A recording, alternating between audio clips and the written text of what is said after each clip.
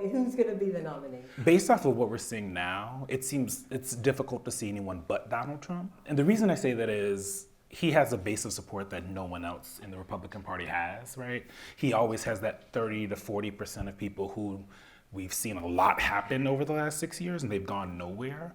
And when he was indicted recently, his numbers actually went up in almost every single poll. And what every Republican strategist I've talked to about this tells me is that if someone wants him to not be the nominee, they're going to have to take him on, right? And no one has been willing to do that. Not Ron DeSantis, not Mike Pence, not Mike Pompeo, who hasn't officially announced, Nikki Haley, Tim Scott, none of these folks have been willing to do that. And unless someone is, there's no reason for the voters to not pick Donald Trump, right?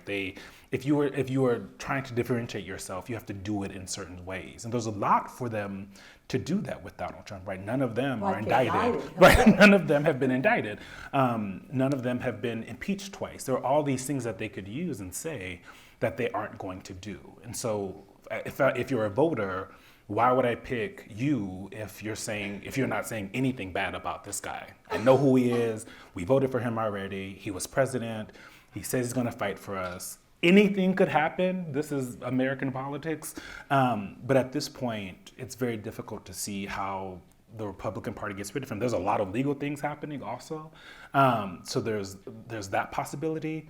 But the base hasn't turned against him. The leadership of the Republican Party hasn't turned against him. They've actually embraced him. Even after January 6th, there was a moment after January 6th where I think everyone thought, oh, the Republican Party is over him.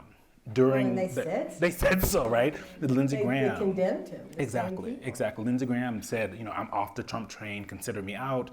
It went on and on. Behind the scenes, they were saying all types of things, how they really felt. And then weeks later, Kevin McCarthy went back and kind of gave everyone the permission structure to do the same thing. And so they embraced him. So now it seems really difficult to see how they kind of get rid of him, though they talk about getting rid of him a lot behind closed doors.